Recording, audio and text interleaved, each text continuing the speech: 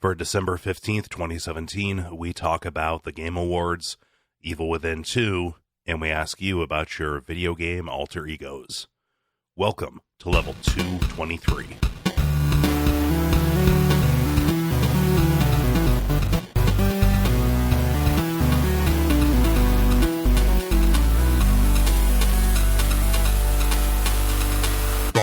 My name is Cole Ross.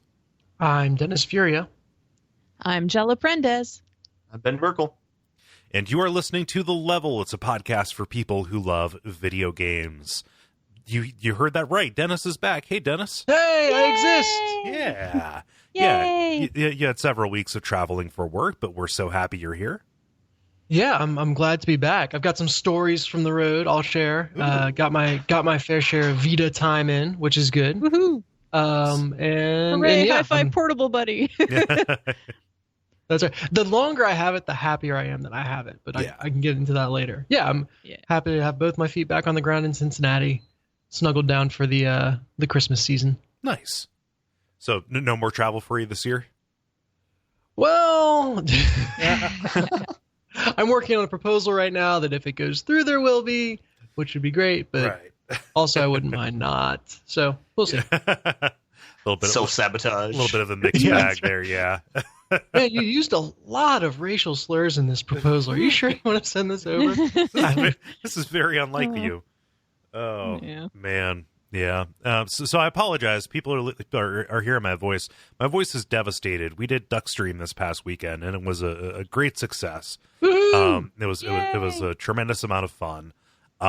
We raised a lot of money for a good cause. However, the combination of speaking for that long and also being awake for that long and just the general disruption has left me very, very ill. So, And the amount of anxiety induced by having confetti all over your floor. yeah. Oh man, your squinchy face and then that sigh after consistently after every single time you pop one of those things. The combination of those two things made me giggle like every time without fail. The squinchy face you can see in that GIF that Allison made, but you can't hear the sigh. So you have to go see the VOD for this. Yeah. What Jala's calling the squinchy face is me like kind of like bracing both to twist the confetti cannon, which I fired off every $500. Like they're kind of tough to twist, but I was also bracing for the sound because these ones in the past, the confetti cannons that I've got have been spring loaded. Oh, none of that weak shit anymore. No, and like those were fine. I mean, Dennis, you were around when I was firing off some of those other ones. They did do a good job coating the floor. Yes, which is fine. These ones, I had 12-inch confetti cannons, and they were powered by compressed air. So when I was twisting those, I think what was happening, I found all these plugs laying around too, like mixed in with all this stuff. I think what I was doing was actually like almost like driving a pin into a cartridge to fire it off. Like if you listen, like that boom that you hear in like the video on demand or that you heard when you watch that wasn't just proximity to the mic or whatever. No, it sounded like a gun going off. Like I've been around guns going off. It sounded like that. And then, of course, the sigh is because, like, all right, there we go. Cool, it's up. And I'm watching to make sure that the camera's catching it. And as I'm looking, you see all this confetti just coming down in a solid way, just sheets on sheets. So it's all cleaned up, asterisk, which is nice. The asterisk is because I'm still finding confetti from 2 and 1 year ago. I was going to say, like, if I happen to go back up to Cincinnati sometime next year, I'm going to crash on your couch, and then I'm going to be like, hey, Cole, guess what I found? Oh, yeah, because all you'll have to do is, like, reach in between the cushions and find a piece that I missed. Yeah. The next tenant is going to be so confused when they see that living room. This guy really liked to party. Yeah, he was a real party boy. Yeah. Did a confetti monster live here? I don't understand. He was a confetti tester. That's how he made his living. Yeah. So it was good. It's mostly cleaned up. People are like, "Oh my gosh, your your Roomba's going to choke to death and die. Like the second the first one went off, my Roomba crawled under the fridge and hasn't come back out. I haven't been able to lure it out even with Cheez-Its. But no, you just sweep it up with a broom. You sweep it into a big pile like you're raking leaves or whatever. Then you pick up most of it with hands. Yeah. Did you see that thing that I posted on your Facebook a while ago that was like somebody combined Alexa with one of those Billy Bass like moving fish things? I did. Yeah, it was the Billy Bass. Oh my God, your Roomba needs a friend. Yep. Yeah, no, I should just mount that on the back of it. Yeah, that would be even better. Oh, wow. Yeah, no, that made my day when you shared that. Yeah. So Duckstream was great. I'm just I am suffering the ill effects, so I apologize if my diminished voice is unpleasant. It's surprisingly wonderful after being gone all this time, I can attest. So is this what you've always sounded like, Cole? Yeah, I hear no difference. Cole, you've aged terribly. Oh, man. But Dennis, you said that you had some travel stories you wanted to tell? Oh, yeah, but they're all Vita related. Oh, no, okay, I was in Appleton, Wisconsin. It was boring as hell. Oh, dang. Okay. And not nearly as warm. Okay. Sorry to all of our listeners from Appleton, but right. Well, so Ben, what were you up to? I was just watching the stream pretty much, so pretty much the same thing, but none of the anxiety. Everything except the anxiety. Great. Mm. Yeah. But I was it snowed because of course it fucking snowed because I had a marathon to run. Yeah. So it literally the last time it snowed in Houston was like in 2004 or 2009. So like for some fucking reason I was just like, sure, of course it's gonna snow. Okay, so I think you're mischaracterizing this because you're calling this a marathon. This is like, you know how there's a baker's dozen? There's a Jala's marathon, which is a marathon's worth of miles plus like the change that happens to be in the cup holder. So, yeah, because I was like, okay, I ran the Brazos Bend Marathon. All right, a marathon is 26.2 miles, but the course was actually 28 miles. Right. So technically, Trot, the trail racing over Texas, tricked me into running my first ultra marathon because an ultra marathon is like any distance over a marathon distance. So I have technically run like an ultra marathon. I was considering running like a 50K next April, which is about 31 miles. And since I just finished 28, I know I can do a 50K like right now because that's only 3 more miles over what I was doing. And I already had to walk that to get to my goddamn car. So like, I know, you know. I got this. So I might even do a 50 miler if I have enough time, to do all the training, because that's, of course, even more training than what I've been doing. Yeah. So I did have some race photos on my Instagram, and I put them in the Slack for you guys. If you click on the one that has the really, really pretty sunrise, there are like 10 photos in that one. You just have to, click on it, follow the link, and then swipe through. And the other one is like my crazy, they made me run my first ultra face. These bastards. Yeah, so but I felt fine. I mean, like I was running with a dude from my running group who has run over 100 marathons. And so like I was going slower than usual and taking it easy because stuff this whole year has been jacked. My training has been completely messed up. So but because I was taking it easy running with this dude, I got a second wind at mile 20, which is usually when people bonk and then hit the wall and wither and die. Right. And so I just got like a second wind at that point, and I was just like, wee! I turned on my music and off I went. And then I was running most of it solo, except for when I was chatting with a lady who has run over 100 100-mile races. She's one of 6 people worldwide to have ever done this. Oh, wow. Jesus. And so, because there was the Brazos Bend. Yeah, Jesus was one of them. But you pretty much have to be. Oh my God. Yeah, I mean, you're talking about 10,000 miles, so. So Brazos Bend is basically an ultra marathon where you can do 100 miles, 50 miles. Full marathon distance or half marathon distance, or you can do a 100-mile relay and have a team, so everybody does 25 miles. So those are your different options. And I did the full marathon one because 50 miles is a very long way. Yes. and Yes. so, like I was like, okay, I really am not ready for that yet. But anyway, yeah, like I was. What that means is that everybody on the trail is not necessarily doing the same distance you are. So you might be next to a halfer, you might be next to somebody who's running 100 miles. You have no idea. Okay. So like you can just be running along, and that's why like I was talking to her, and I'm like, yeah, so you're doing the 100, aren't you? I can just like tell. I'm like, yeah, you're one of those, aren't you? And she's like, yeah, And then we got into the conversation. So, all the people who do ultras are both crazy and awesome. Okay. So, they're a fun crowd of people. But anyway, what was interesting is I checked the finishing ranks, and even though I felt like I was going slow as fuck, I actually finished in the top third. Nice. So that's cool and totally unexpected because I was going at like lazy pace for me. So I was like, okay, cool. Yeah. And and my particular group that I do long runs with talked me into doing the Santa Hustle half marathon this coming weekend in Galveston.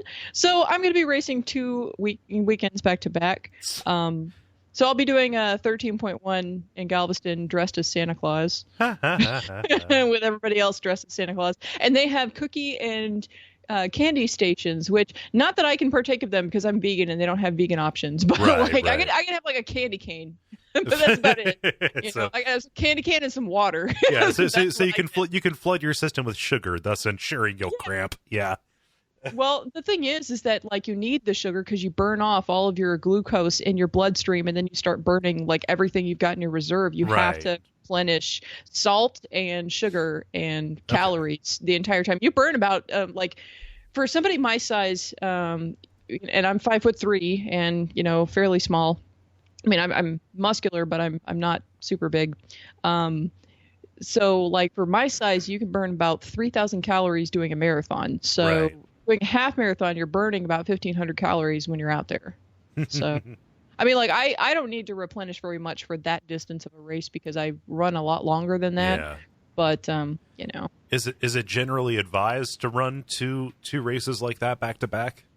It depends on how hard you race it. Like if you race it, if you're racing it, as hard as you can, then hell no, you don't. But like my legs are fine. I could go for a run. I could have gone for a run today, but I had to deal with the cable guy. Oh, the cable guy. But I'm hardwired now, but it took like 2 weeks. So to get everything all straightened out with all of that.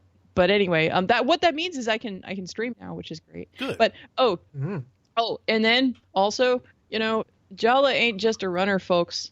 You got to be welcome to the gun show. Because like one of the listeners who is chit chats with me was like, I don't remember exactly what was going on, but he was saying something about like, oh, you're just a runner or something. And I'm like, yeah, no. Let me educate you, fool. Let me drop some science on you. Yeah. But so anyway. I'll put these Instagram posts in the show notes. I'm all over Instagram. People should just follow me there if they have an Instagram. Or if you don't have an Instagram, you can follow me on Facebook or on Twitter. They cross post everywhere. So anyway, but like the race itself was cool. There was an alligator. He was just hanging out and chilling. He's too cold for a gator. Literally chilling. Like the thing is, when I was doing the race, the ground was frozen right at the start because it had snowed. It was frosty, but then that meant that once it warmed up, everything got muddy as hell. So then you were slugging mud, on your shoes the entire way. So anyway, it was fun. It was cool. That was what I did. And now I'll be doing another one this next weekend. So surprise. Yeah. Well, congratulations. Yay. Yeah. So, does anybody else have any stories from the past week or so? Looking at you, Ben. Yeah, Ben. I mean, most of them are like related to the stream. So I'll talk about some of that maybe in the grind. Okay. So, yeah. I don't know. Overall, the stream was awesome, though. I had a really good time with it. I was in and out. Well, I mean, as is very clear, you had good reason for that. Yeah. But yeah, thank you everybody who watched. Thank you everybody who donated. Pretty sure we're going to do one next year. There's no reason to stop. We're helping a lot of people by doing it, and it's real heartwarming to see it. Did you guys get a grand total yet, or no? And there may be one up. We're going to announce it. Like, what we have to do, we have to check and see what the donation total is minus fees and stuff, because that isn't reflected in what people see on the stream itself, and then also have to roll in the Twitch stuff and the shirts and things. So we keep it open for a little bit too, because not everybody gets paid at the same time. So we want to get at least one more Friday in there. So it'll probably be like next week by the time Gotcha. we see that, yeah. So what have the goals been each of the 3 times? We've just boosted it by 2,500 every time. So I think our first go was like 1,500, and then we bumped it up to 25 for the second year. Year 3 was 5,000, and then this year was 7,500. Yeah, that's awesome. Yeah, so it's a pretty good progression. Yeah. Yay. Cool. So other than all of that, we've got the regular kind of show for you: the brief, the multiplayer, and the grind. I'm going to try and edit out all my coughs. But if I miss them again, sorry. But why don't we get started with the brief, where we talk about things that are happening in the world of video games around us. Ben, you have the big and pressing one, and my story comes off of the back of that. So why don't you go ahead? Yeah, mine's pretty generic. I just want to talk about the Game Awards and talk about like the results and kind of get your guys' opinions on them, if you thought anything got robbed or if you agreed with any of them. So maybe just as a quick summary, I can say like what some of the winners were and maybe some of what the upsets were. So real condensed, Game of the Year went to Zelda, which also got Best Direction and Best Action Adventure Game. Best Narrative went to What Remains of Edith Finch, which I was very surprised by, but that's awesome. Yep. Cuphead won a lot of the indie stuff. It got Best Indie Game, it got Best Debut Game, and it got Best Art Direction. Best Music went to Nier Automata. Hellblade cleaned up. It got Best Audio Design, Best Performance, and Games for Impact. Resident Evil 7 got Best VR Game. Persona 5 got Best RPG. Wolfenstein 2 got Best Action Game. Mario got Best Family Game. And then Mario and Rabbids Kingdom got Best Strategy Game. Over XCOM 2, I would like to point out to Dennis. That is very strange. I weep inside. Yeah, I don't know. Like, is that? It's just player's choice, and maybe more people recognize Mario. I don't know what to say about that. Yeah. I think one that I was kind of surprised by and a little bit disappointed by was Best Action Adventure Game going to Zelda over Uncharted: The Lost Legacy. I thought that game was really good, so I was kind of disappointed by that. Zelda got a lot of nods, especially basically any category where Zelda was in front of along with Mario. Zelda ended up getting it. Which I don't know. I mean, like I can understand it, but I also it's always disappointing when something sweeps like that, right? Yeah, and I was surprised too, because most of the people I've talked to who've played both prefer Mario over Zelda. So I haven't found many people who have been Zelda zealots over Mario. So yeah. A cool story. So Melina Juergens, who's the actress who won for Hellblade, is not actually an actress. So she was like an office assistant who they had doing stand-in work. Oh, wow. And while they were looking for who their lead was going to be, and then she just blew them away so much that like they kept her, which is a really cool story, especially given kind of just how intense that game is. To just kind of have the perfect person for that role sleeping under your nose is kind of cool. But if you look at the headshots for all the people who are in the running, well, they're all headshots except for hers. Which is a picture of her at her desk with all of her like gear on. So all of the face capture stuff, yeah. Yeah. Just a really cool story. Yeah. It's kind of crazy to see the Switch doing that well, like Nintendo stuff. Like, I think they're, it's hard to remember, but like in the lead up to the Switch launching, there was a little bit of trepidation over like, is this going to be another problem for them? Yeah, another Wii U, and like it kind of seems. It seems like they played it right, aside from only making 5 of them. Just like Microsoft's and every other operating system company, Nintendo Switch is like in every other console company. Here's the sad thing: is I was about to make a comment of, they kind of they misstepped with Wii U and then they brought it back with, and I had to stop and I'm like, how many consoles have come between the Wii U and the Switch? Have there been any others? Like, no. It feels their release cycle feels like it's just a new console every 30 seconds now. Yeah, there have not been. Yeah. This is cool. I don't know that I have anything more to add about the actual winners and stuff, but like, been a good year for games, and every year for the past several years has been a good year for games. Yeah, I do think it's interesting that it's Player Choice Awards, because then it I don't know. How do you guys feel about that? How it being like a kind of like a populist vote as opposed to like Academy Awards sort of thing or a Golden Globes thing? Not saying that that's like a great way to do it, but yeah. Is it the case that the public got to vote on what was best? At least according to the awards that I'm looking at, like it says closed and winner for all of them, so I assume that all of them were voted on by people. Yeah, but yeah. I don't know. Anytime a system is open to everybody, especially open to a group of people as passionate as gamers, you end up with really kind of shitty situations where people, vote insincerely. Let's say. I'm not saying like everything. It has to be left to a cigar to a smoke filled room. To be the arbiter.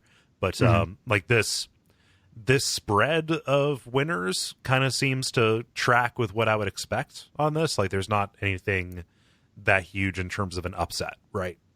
Mm-hmm.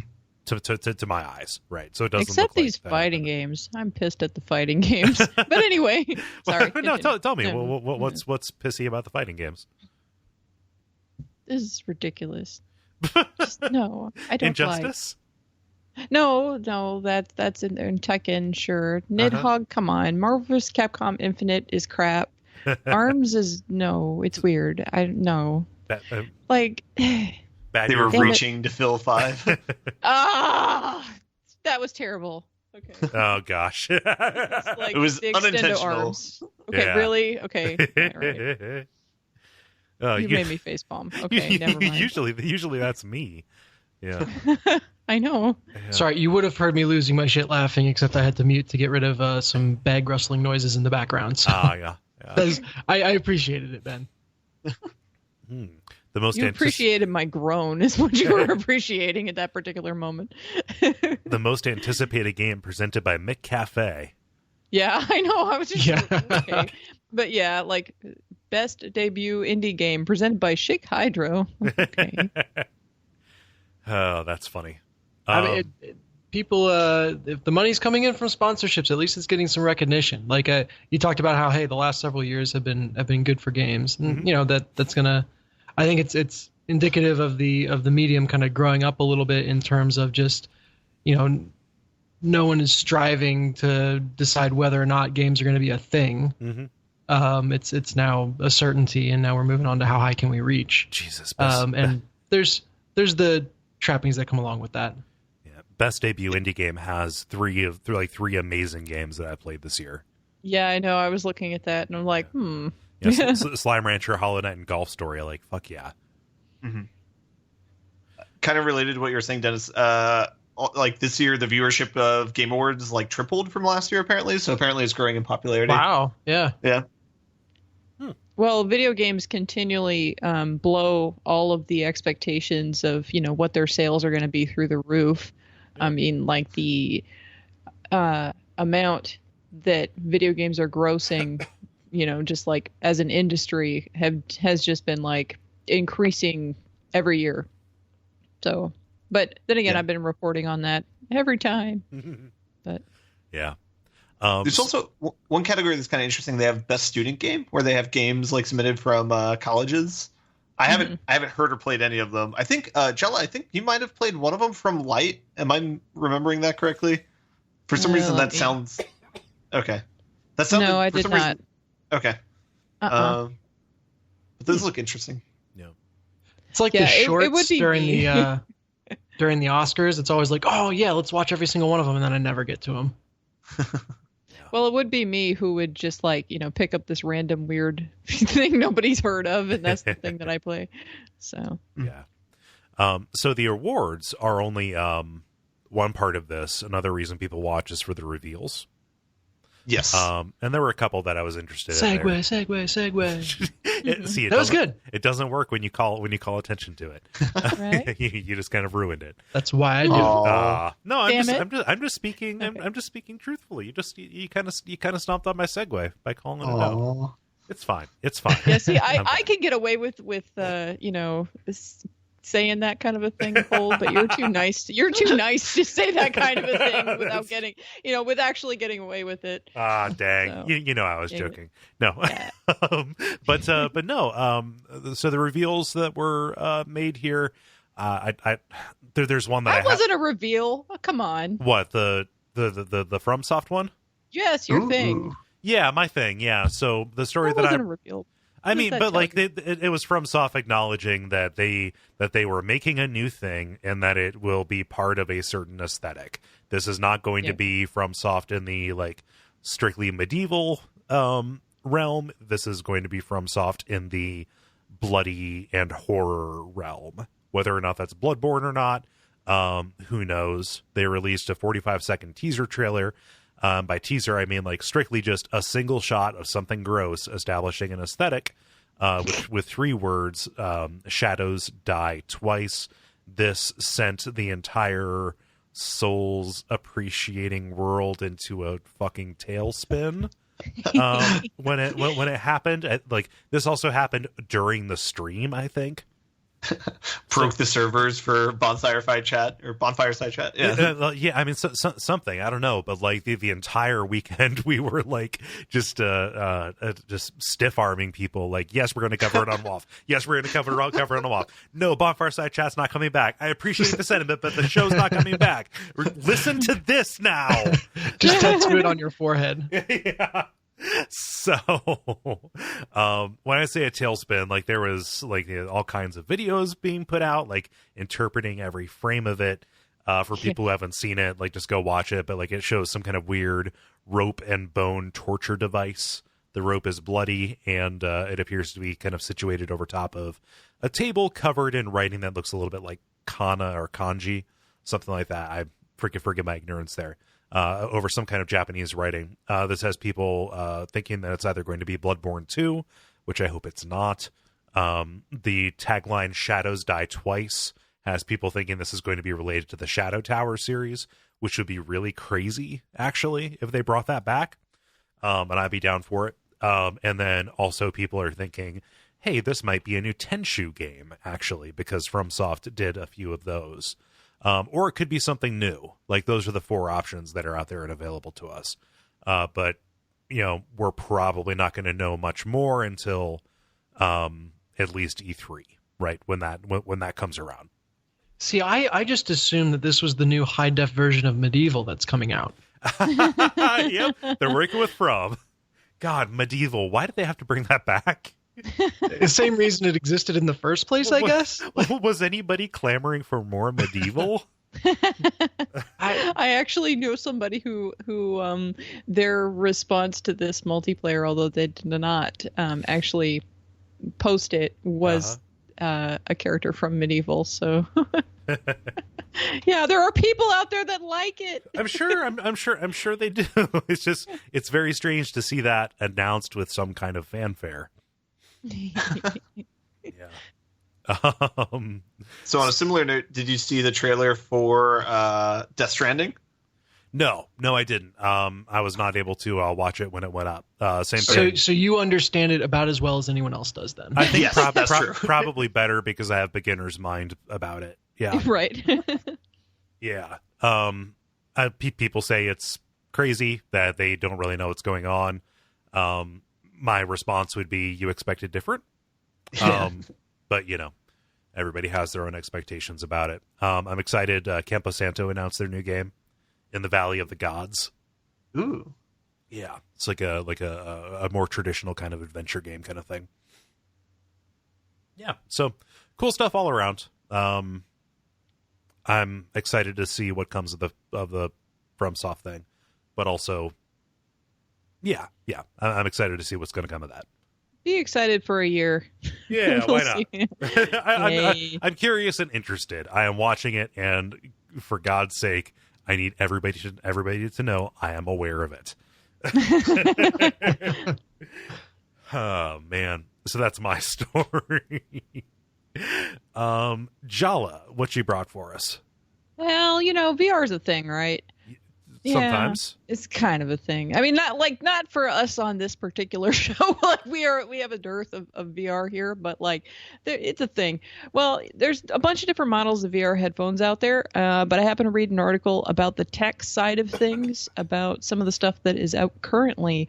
The iSign VR headphones came out this past January, and they use planar magnetic technology to deliver more convincing 3D audio. The article that I pulled up explains exactly what all that means, but more or less, this is a less commonly used type of audio tech that changes the way sound travels to the ear, and it gives a sensation of distance and depth and separation between sound sources and instruments. There are some other more convenient types of headphones out there, like Mantis VR is designed with clips to attach to the headband of your PSVR, and the Vive Deluxe audio strap is similar, but for the Vive. But neither of those really offer much by way of audio specifications, so they're pretty much just serviceable, convenient headphones. Mm-hmm.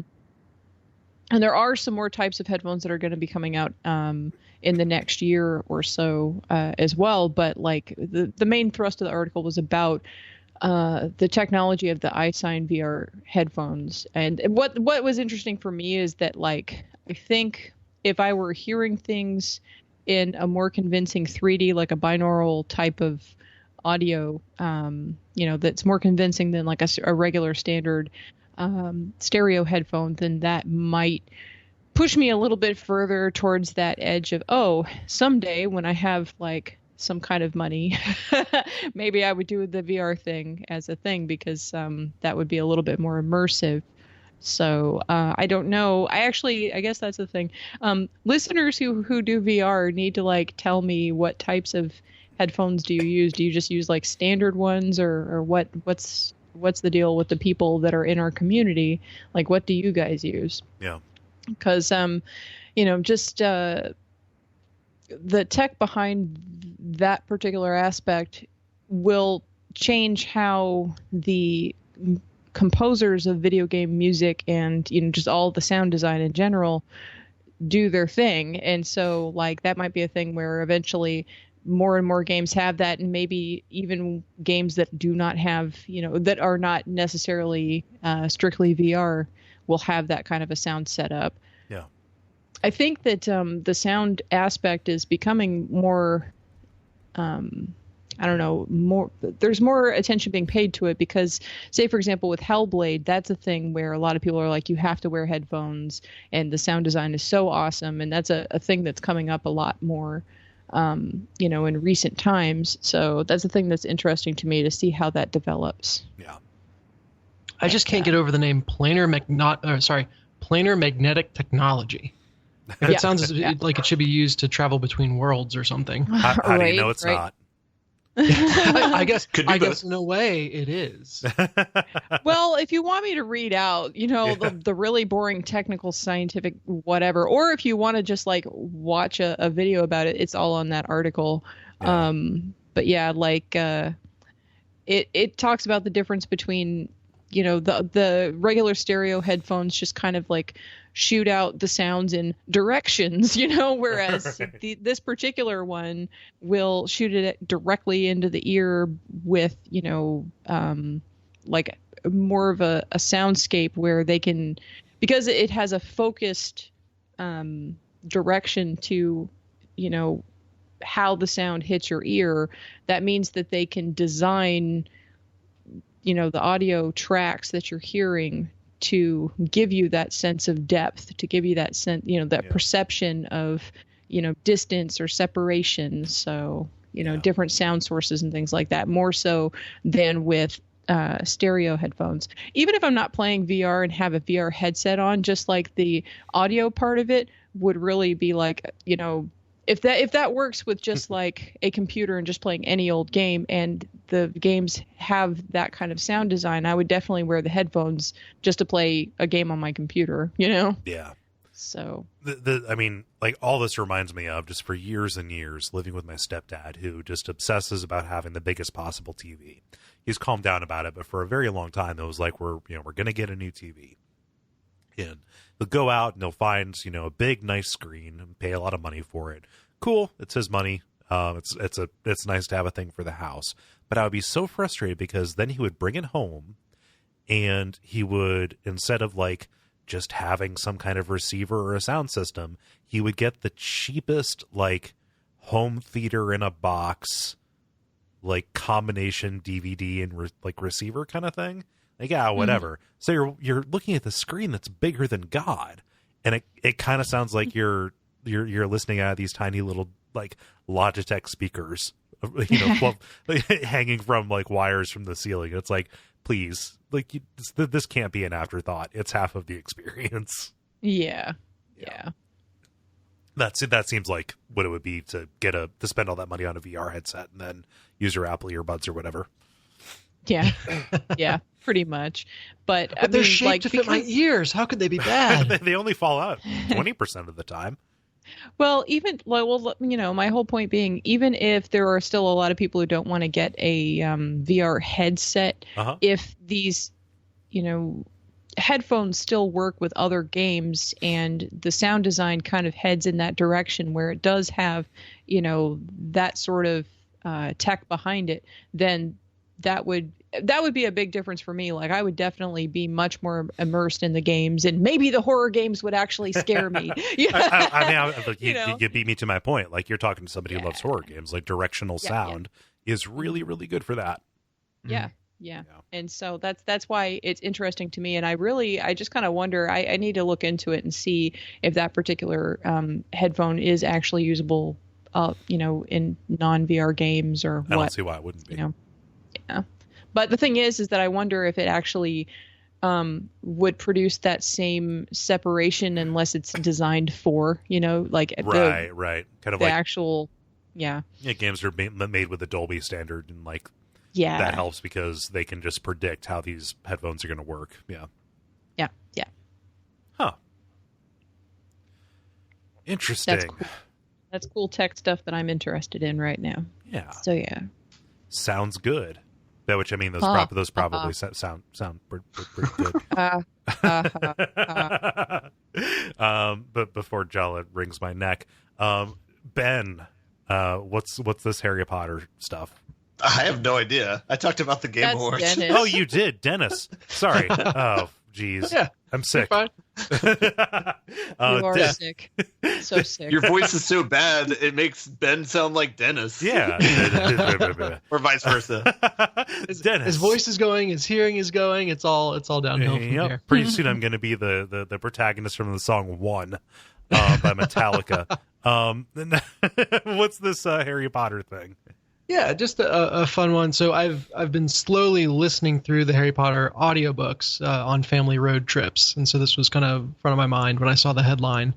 They are coming out with a new Harry Potter game in 2018 with a completely generic name, Harry Potter Hogwarts Mystery, as opposed to Harry Potter Hogwarts Battle, which I talked about a couple weeks ago. Right. The card game. No, this is a video game. It is an RPG. And it is having you create your own student to go to Hogwarts. So this is I guess less of a Harry Potter game and more of a Hogwarts and kind of that universe. The game. Wizarding World. Yeah, which instantly brought to mind like Bully, the video game only set in Hogwarts, and I could get down with that. Like that sounds like a great idea. Hopefully they don't cock it up, but we'll see. Yeah. Well, the Stardew Valley guy's doing a Wizard School game, right? Oh, is that right? No, I had no idea. Yeah, that's his next project. Very cool. All right. Well, we'll see which one comes out better. I'm interested to play both. So and should be a good time. So this is the Pokemon Go people. This is Niantic. No. So they are doing a different. A different one. Okay. Yeah. So they're the only other like group to have touched Harry Potter under its most recent label, Portkey Games. And then this one, I don't know if I see who it's being developed by. But it's notably, it's, you're creating your own student to go to the school, and they've been kind of mum on if the main protagonists are going to be in it or not, which, given some of the books and plays and movies that have come out, it seems like J.K. Rowling is more and more willing to diverge away from the core characters of that universe. And I think that is the game will only be served well by really leaning into that. Hogwarts is such an interesting kind of place in and of itself that I don't think it really needs that much support from the banner characters. And yeah, like I said, bully for Hogwarts, I can get down with that. Yeah. Huh. I'm curious about this. It's very strange how long the legs have been for this franchise.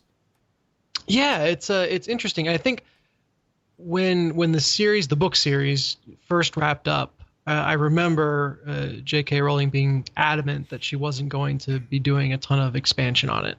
Right. And then it's kind of started coming out in little drips and drops, and the dam is starting to burst, I think. Yeah.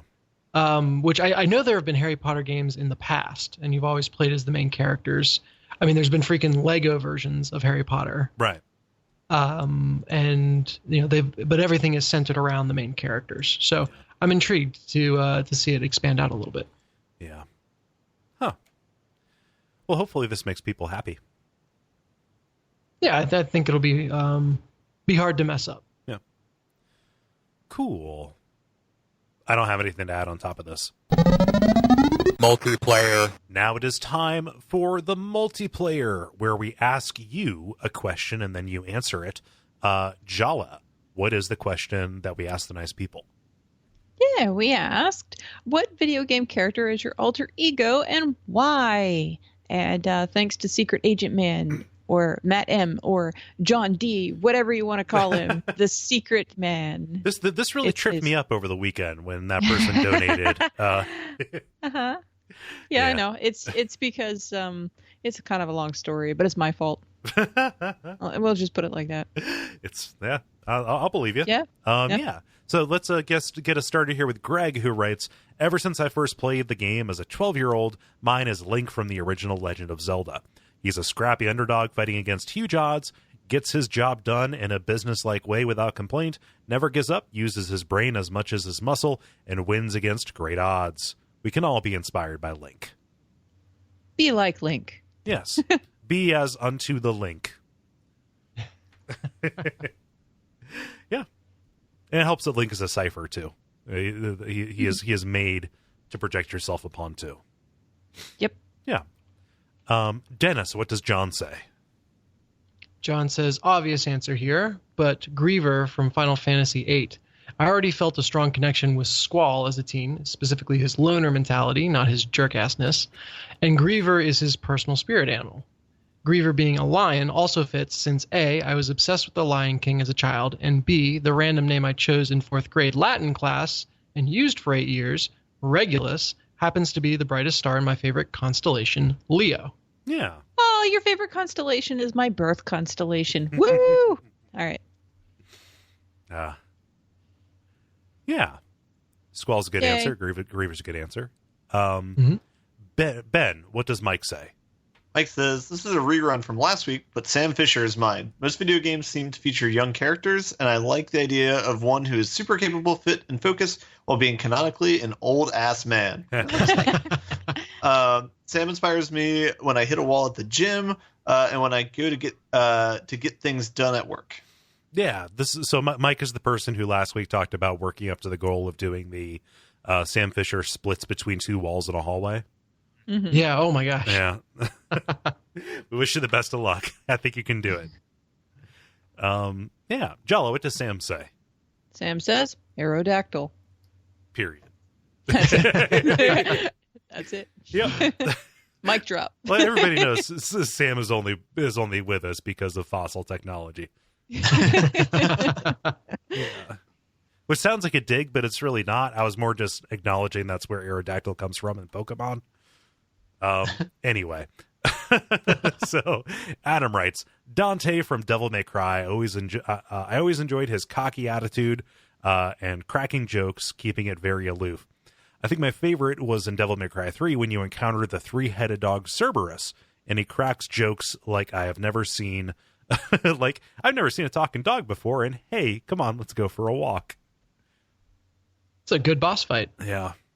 See, a Cerberus is a problem because how many collars do you get? Like, how many leashes do you have to? I'm working on my Type 5 about the creatures of hell.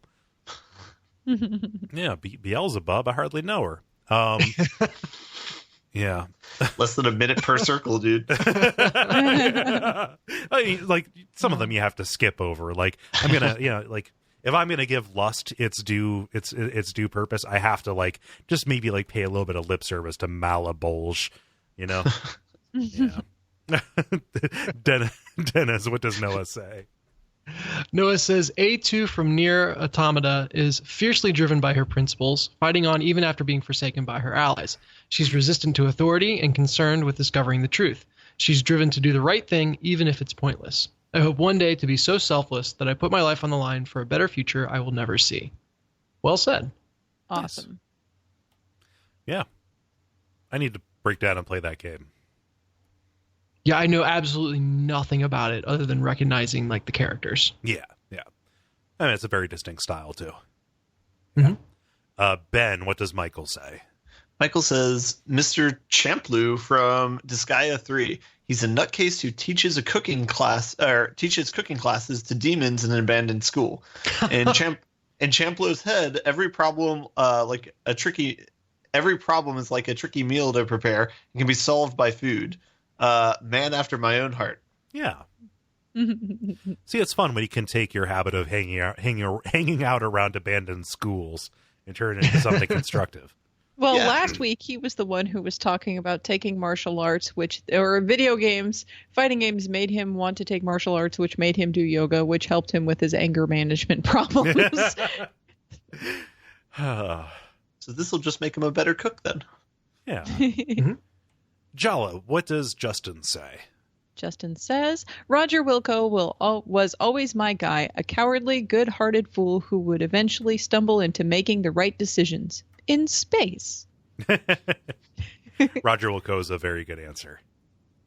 Yeah, because he's for as hapless as he is in the games, he's almost always the voice of reason against everything else in that. He's from the Space Quest games. Yeah. Yay. Yeah. Let's see. David writes, Prompto from Final Fantasy 15, a goofball that cares about the people close to him above all. Also, he uses humor almost exclusively to hide his real feelings. Yeah. Cool. Let's see. Dennis, what does John say? John says Kirby because I turn into anything that I eat. Oh wait, no, sorry. No, he says Kirby. Actually, this is not that far off. Kirby, constantly using the situations I encounter in life to adapt, changing on the surface while at heart remaining myself. That's see, awesome. I think very I deep. said the same. It was thing. much deeper than your answer. No, I'm pretty sure mine was equal deep, the same deep. Yeah. Stomach. Equal deep. Equidip, yeah. Equidepth. Yeah. Ben, what does Lindsay say? Lindsay says a dope fish because I do a lot of dumb stuff. Dope fish from Commander Keen. God, I love that design. That is a very good design. They very much started with two white squares, then everything kind of fit in around it. Yeah. Well, the thing about Dopefish is, for as like goofy as he looks, he's absolutely deadly. So I would not want to mess with you because, like, for as funny as he looks, I definitely am getting a little bit terrified looking at this picture of the Dopefish. All of a sudden, staring into your soul. Yeah, I am 6 years old again, playing Commander Keen 4. Jala, what does James say? James says, I resonate deeply with Man-Eater Mildred. Man-Eater Mildred is it's an NPC invasion in the Souls series. She is somebody who dresses in rags, wears a burlap sack over her head, and usually attacks with some kind of butcher knife. Yay! I imagine that James is saying that he's a ruthless, cannibalistic serial killer, but everyone just kind of sees him as this dopey, affectionate character instead. Yeah, everybody brings him in to beat that boss. Yeah. And finally, here, Jonathan writes, probably somewhere between Adam, Jensen, and Geralt. Certain amount of old gruffness and genuine caring. Geralt's a good answer. Yeah. How old is Geralt supposed to be? Because that could continue the trend of old ass men as game protagonists. I mean, Geralt is he's well over 100 years old by the. There's like some timey-wimey, ageless stuff going on. Yeah, God, somebody's gonna correct me, and sure, go for it. But this is a harmless mistake. Witchers tend to age very slowly because of their mutations. If he's not over 100 years old, then he's pushing it. It's like 100 in cat years or something. So yeah, something like that. Yeah. You age at whatever rate of the eyes you have. So he has cat eyes, so he ages like a cat. Yeah. That checks out. Yep, that checks out. I'm not going to double check that at all. Hashtag Witcher logic. Yeah. So I'll do mine. This is a little bit uninspired, but Solaire. Just because he is about working together and doing stuff. Outwardly cheery, pretty patient, all things told, in the face of a bunch of stuff, but also has a core of inner despair when dissuaded from stuff. So yeah. That's good. Yeah. How is that good? What are you talking about? That's a good fit. Like I get the parallel. It's not, I mean, I like, it's not purely aspirational. There's a little bit of there's a, like, look, if you're over 25 and you don't have a core of inner despair, you got to call me and tell me what you're doing. All right? Yeah. I don't have a core of inner despair. What's your problem? Clinical depression. Well, I was talking to you. I was talking to Dennis. You're not over 25 and are clinically depressed, then you're doing something wrong. Then you're not paying attention. Oh, is that it? Oh, No, I mean, that was like, you're gonna make me flip a table on you because you just said a thing about me. There's no escaping Kole. Okay. Dennis. Dennis. yeah, mine is easy. I am 100% Octodad. I'm stumbling through life, being like, really, no one's gonna call me out. Like, no one's told me to like stop that yet. Okay, I guess I'll keep on doing what I'm doing. Man, I never looked at Octodad as a meditation on the imposter syndrome. But it's right there. It's like right at the top. It's about as on the nose as you can get, or whatever octopi have that passes for noses. A beak. It's on the beak. Yeah. Beak. Pretty on the beak. Yeah, that's definitely me. Ben, how about you? Continuing with the self-deprecating answers, I'm going to say the nerd from The Walking Dead season 1. Oh, yeah. Filled with cowardice, would probably die in that situation. Yeah. Doug. Yeah. Everybody sacrifices you to save the pretty girl. Pretty good. And then Jala, how about you? The only one with a healthy self-esteem. Yes. Okay, so Jean from Lunar 2. She's a strong fighter turned dancer who acts as a mentor and protector of other people, and she always has a positive outlook. Second answer for people who have no idea who that is or what game that is, Samus, because I keep powering up and finding ways to overcome all the new obstacles. Yeah. Yo. Awesome. Yeah. See, you end on the high note. Yeah. Well, thank you, everybody, for participating in that. Those go up on Tuesday afternoons at facebook.com/The Level Podcast. They are posted by Jala and Dennis. And this one, like many others, was suggested by a listener, by our dear secret agent man. We don't know your names, but you know ours. The grind. Now it is time for The Grind, where we talk about the games we have been playing over the past week or so. Dennis, you have been away the longest, so I'm going to throw to you first. Yeah, man, I got a mountain of stuff to talk about. Buckle in and we'll get through it. A lot of it is stuff I'm pretty excited about, though. I'll start with the standbys. Been playing Destiny 2, been playing XCOM 2. Destiny 2 had DLC come out, and I imagine David has talked about it in past weeks. Yes. Yep. Yes. Yeah, so played through it, enjoyed it. Won't get into all the many missteps surrounding it. That's probably been talked to death. The one big piece is that the new area is partially procedurally generated, and I like that. And it's kind of a really creative way to extend the game and just give a little extra flavor and differentiation, make areas feel less static. So I appreciated that. Nice. And then XCOM 2, I'm trying to remember now the last time I was on the show. I beat Iron Man on the normal difficulty, and I have moved up to hard difficulty Iron Man now. Nice. And I had one run that got, probably 10, 15 hours in, and then squad wiped again, and just had no way forward and had to throw the run away, which is the most heartbreaking thing. And I was posting to the Slack at one point, just like I'm sick to my stomach. Like if I didn't post on Slack about it, I was going to throw a controller or my mouse or something. The game just has a capacity to create incredibly high highs and incredibly low lows. That is a ton of fun. So I feel like I'm getting my feet under me, and I've gotten a little bit lucky. There's every time you start a new Iron Man run, the bonuses you get from each continent are randomized, and then within a soldier's skill tree, there are like some extra skills you'll be able to buy for each soldier, and those are randomized. And I happened to get a couple combinations of skills that, just because of the randomness, I got completely broken combinations, and I'm having a ton of fun on this run with them. So there are two melee classes now with the expansion. One is your typical like sword dude, and he has a special ability that allows him to chain together attacks.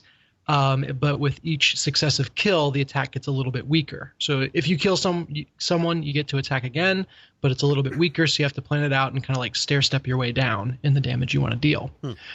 Well, the other melee class has an attack that starts out fairly weak, but then powers up as you get kills with it. So as you can imagine, when the chain together kills ability showed up in the bonus tray, I bought it immediately, and because while the damage is supposed to be going down, I'm actually charging it up each turn. I can kill 10 people in a single turn with one dude. It's amazing. Wow. So it's one of those serendipitous things where you know, I got the right combination of skills and I'm just steamrolling people. So that's a lot of fun. Even then, though, you know, the mechanic is built in. Soldiers get tired. You have to kind of pull them all out of the rotation every 2 missions or so. And that means that I can't always use my overpowered guys. But it is certainly feeling like this. Well, it's my second full run. I have probably 5 attempts, and just 3 of them died really early on. But I feel like I've got my feet under me, and I'm getting to that point for the first time on hard Iron Man, where I'm starting to turn the tables on the enemy. So. Yeah. We'll see. It's still, you know, one bad decision away from having to scrap this run, but I'm feeling much better about it than I was the first. It's Commander is the name of the difficulty Iron Man run. Yeah. But yeah, it's a ton of fun. There have been more instances of me like screaming into a pillow or being like, yeah, what'd you do? Yeah, you know, almost standing out of my chair, you know, because of some die roll at the end of the day, you know. It keeps me coming back, and I'm putting a lot of time into that. Yeah. So that's XCOM 2. I do not expect to be done playing that anytime soon. But that's my big check-in, and I'll let you know as other exciting stuff happens. But on to the new stuff. Okay. Well, in case you guys have any questions about those standbys. No. I'm happy to hear you're making progress, because like when this thing first came out, it seemed like it was going to be way too hard to do that. Yeah, it is. It's daunting, but I you know, that's part of the fun of it, is I feel like I'm really getting better at it. I really just asked that question so I'd have some time to drink some water between sections. So. Game descriptions. Yeah. Yeah, there you go. So I started playing Steven's Sausage Roll. Oh, hey! Came up on. Speaking of hard games, yeah. I don't know about that. Like I went in with my expectations so high on difficulty level, because everyone's like, oh, it's gonna melt your brain, and it is a very awkward system to learn to think around.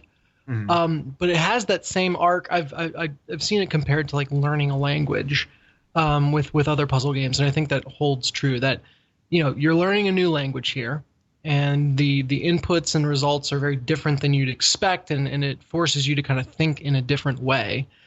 But once it starts clicking, and once your mind kind of gets into that box or set of parameters that the game is set for you, it becomes more intuitive than you would think. So it's still counterintuitive. What world are you on? Oh, there are worlds? I've said too much. So maybe I'm talking after I've let's say it this way. I have cleared out all but one puzzle on the first map that I'm standing on. Okay. So go ahead. There is a point where there is a noticeable spike in difficulty. I see. Okay. And it's cumulative. Oh yeah, What? how so?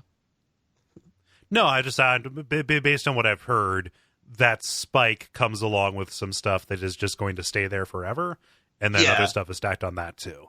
Like in math, it's like a jump function where it's like it immediately ramps up to a hard difficulty, and then it's like, oh, okay, I guess I'm with this now. Yeah. But Okay. Well, then maybe it'll hit at just the right time, because I'm kind of at the point where I'm ready for that to happen. Okay. I think it's very interesting in that you're approaching it. It almost feels like you approach a Rubik's Cube, where you don't exactly see the whole answer at once, but you kind of know the direction that things need to go, and you're like, okay, I see the immediate obvious way that I could cook the sausages. And for anyone who doesn't know, I can't imagine there's too many out there. You're trying to grill sausages, and they're like rectangles, or they're sausage shaped. Ugh, face palming myself there. So it's like oblong. They'll only roll a certain direction, and otherwise you can kind of scoot them around. But you need to get the top and the bottom of two segments cooked, and it can only touch the grill once. And then if you touch it again, you've burnt it and you lose. But you kind of you see the immediate obvious way that it seems like you could grill them, and you immediately count that out because it's not that simple.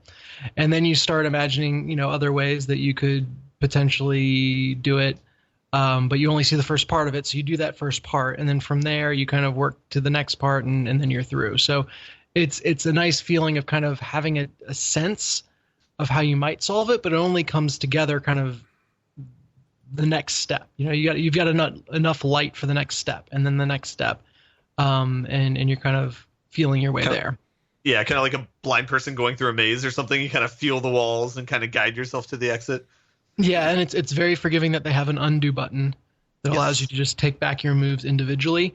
That what they need is a button that takes you to the last time that you moved a sausage. Because my bad habit is while I'm thinking, I'll like move my guy around the map. Yeah. And if I'm thinking about an area, it just helps me to have my guy in that area. But then I'll wind up not touching anything and walk back over to the other side because I'm thinking about that side. And then when I realize I've made a wrong move, I need to hit Z like 300 times to get back to the last time I actually impacted the puzzle. Yeah. But it's a ton of fun what I've played so far. Sounds like a difficulty spike is coming, but I'm kind of at the point where that would be welcome. So Are you streaming the game? I haven't. I should. All right. Yeah, I would watch. All right. Yeah, I'll start doing that the next time I have it open. Okay. Cool. Yeah. So that's Steven's sausage roll. And I'm glad, Ben, that you were so excited to watch me flounder here. I will be able to hear your maniacal laughter in the background. I would never submit myself to that scrutiny. I mean, yeah, I do enjoy watching people play puzzle games, not to see them struggle, but to see them succeed at through struggling. Sure, yeah. Well, I've been playing another puzzle game as well, but almost as different as you can get. I've been playing Trine 2. Yay, Trine! Yeah. And Jala, I played this a little bit with you on computer way back in the day, but I'm playing it on PS4 now with Jen, and so two-player adventuring. It's at its most reductive, it's a 2D platformer where you can swap between three characters. Each has a unique set of powers, and you've got to use it just to get from side A of the map to side B. And there's some light combat involved, but it's really, really traversal puzzles at its core. And man, that is the most beautiful game. Like, I don't know if they did anything to the PS4 version or if I just wasn't paying enough attention the first time through it, but just everything is very pastels and storybook and larger than life. It's just a real pleasure to look at without ever even touching the controller. And as you walk through the world, it's just really cool to see all the creative and imaginative backgrounds they have. And even in just the first couple of levels, there's been incredible variety, going from, a fall kind of pumpkin patch to through a city at night, and then an enchanted garden, and then like a spooky forest. There's a lot of variety, and it's all very very pretty to look at. I also like that it feels like there's no wrong way to solve a puzzle. Like you've got to get from point A to point B, and you've got this set of powers, but it feels like almost any combination of heroes or crazy crackpot idea you can kind of make work to get through. And that's a very hard line for a puzzle game to ride, where it is, it's challenging, but still very open-ended. There's not one right way. At least it doesn't feel that way. And I think that's... Oh, go ahead. Do they make it if like one person gets across, everyone can automatically follow them across, or does everybody individually? Mm-mm. Everybody individually has to get to the other side. And at the end of the day, that's only 2 characters. Okay. And you kind of pop between them while holding the same place on the screen. But that creates some really funny situations where it's like you're working together and you're doing all this manipulation, you're trying really hard, and one person gets up to the ledge and we're like, we did it! Wait, we need to get a second person up there. Oh, man. Okay, now we've got to completely rethink this, and I'm going to switch over to this character because I can manipulate things from far away, or stuff like that. So it requires a lot of conversation and discussion and working together while you're playing versus just kind of sitting next to each other and grinding away. Mm-hmm. So it's been fun from that perspective. So I guess the other question: can you play the single player, or do you have to do like online co-op or play with somebody else? There is single player. I don't know how it works. I've never done it. Jolly, you can probably comment. Yeah, you can play it single player. You just have to switch in between all the different characters, and you have to move them one at a time. So it's a little bit more tedious. It's a lot better if you have other people to play, or at least one other person to play. If you've got at least 2 people on there, even if you don't have a full party of 3, it's still easier to do than trying to do it by yourself. Yeah. Okay. It is not so challenging that you can't improvise a little bit. Yeah. Like there are moments where you're like you got to point A, point 1, or point A1, and you're like, oh, I didn't realize I was gonna cause this to fall over, and now all of a sudden you're scrambling, but you can still get through, and that's a lot of fun. Yeah. It sparks a thought going back to Steven's sausage roll. Like, so Trine is so incredibly beautiful and crafted, and it's like it just. Unattainable is like I could never do something on that level of visual fidelity. But going back to Steven's sausage roll, it is the opposite. Like it's complete lo-fi experience. Everything is very polygonal and rough around the edges, and there's a visual style to it. But it's a visual style that makes me feel like when I play it, like if I had a cool idea for a puzzle game, I could totally make something on this level. It's like he made programmer art and then just left it there. Yeah, no, it's exactly what happened. Which, understanding the core of your game and why people are playing, and there's something to that. So, with Steven's sausage roll, you don't need it to be any prettier. Although I guess Trine 2 shows that there's value inherent in just having a game be pretty. Yeah. So those are my 2 puzzle games that I've been playing. 2 quick hits. I've got like 3 weeks built up here, so sorry I'm going long. I started playing Jak and Daxter with Luke and Milo on the couch, and that has been a really fun experience. Nice. So That's we awesome. did a little bit of Super Mario Galaxy with them, and they liked that. Power cells in Jak and Daxter are kind of like the stars in Super Mario, and it's adorable because every time I get a power cell and it does like a little celebration slash saving screen, Luke will turn to me in a panic and be like, "It's not over yet, is it?" No, it's just a power cell. We're good. We'll keep on. Okay. Oh. And, just every time that there's that moment, that climax, that moment of triumph, he's worried that it's the end. So I don't know what's going to happen when I get to the final power cell, but for now I just kind of laugh it off. Yeah, that's pretty funny that he has separation anxiety about this game. Yeah. just wanting to make sure that there's a little bit more over the course. Like he's like 80% sure, but he's got to check. Yeah. He's got to make 100% sure. I also, not a game, but streaming, I watched the preseason of the Overwatch League pretty extensively. And their presentation has gotten way better from what you've seen just streamed before. So it's city-based teams. So you've got like the San Francisco Shock and the Philadelphia Fusion and all this stuff. And they've given them custom skins in the game so that everyone on a team is in the same colors, just like you'd see in an actual real-life sport. And that alone goes such a long way to making the game comprehensible. Like it's a small change, but it makes a world of difference in being able to follow it. They've also gotten way better at the camera work. There's less time spent on Tracer, as I've talked about before, although there's still a lot of time spent on Tracer.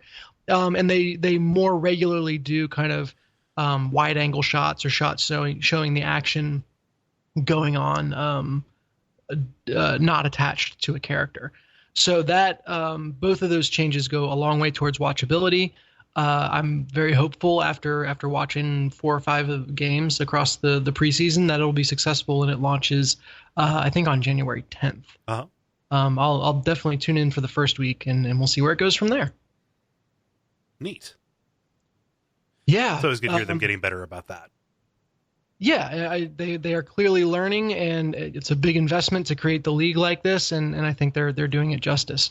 I just realized I talked up the fact that I was traveling so much and then didn't talk a single Vita game. I bought more new tables in Star Wars Pinball, so the Rogue One table, the Force Awakens table, and then the New Order table, and have played the hell out of all those while I was traveling. And then I also bought XCOM Plus for Vita. So as if I didn't have enough XCOM in my life, the original game plus all of the expansions and downloadable content is in a package called XCOM Enemy Unknown Plus. I had no idea. Yeah, and I mean they've got XCOM on mobile phones, for Christ's sake. Of course they have it on Vita. Yeah. And that works surprisingly well. The frame rate gets pretty low in places. It almost looks like a claymation film, when there's too much happening on screen at once. But ultimately, that's not what you're playing for. And it is the full XCOM experience. They use the Vita well. Like you pinch and drag on the screen to move the camera around, and that works really intuitively. Right. You hear the name like Enemy Unknown Plus, and my initial reaction was like, oh, they dumbed it down. They like created some kind of light version for the Vita, but it is the full game. Plus versions, usually minus. Yes. Plus restrictions. Yeah, plus restrictions. Plus less. Yeah. Yeah. So I've got 2 separate XCOM games going at once, both on Iron Man mode. Healthy. So I'm it's I'm falling down a deep dark Iron Man pit, but it's all good times. Cool. Everybody's doing their individual Iron Man training. Yes. Oh man. I just casually dropping it. Oh, you do Ironmans? Yeah, I do Ironmans too. Yeah, and then you find your way out of that conversation as quickly as possible. Oh, what's that, honey? I have to thing. I have to make my house not on fire. Bye. So yeah, I think that's everything, unless I left something in the dust. But yeah, it's been a fun couple of weeks. It's fun to hear that your kids like watching Jack and Daxter. That's oh my gosh, yeah, an important game for you. I was gonna have to disown them if not. So. Come back at Christmas. Where's your kids, Dennis?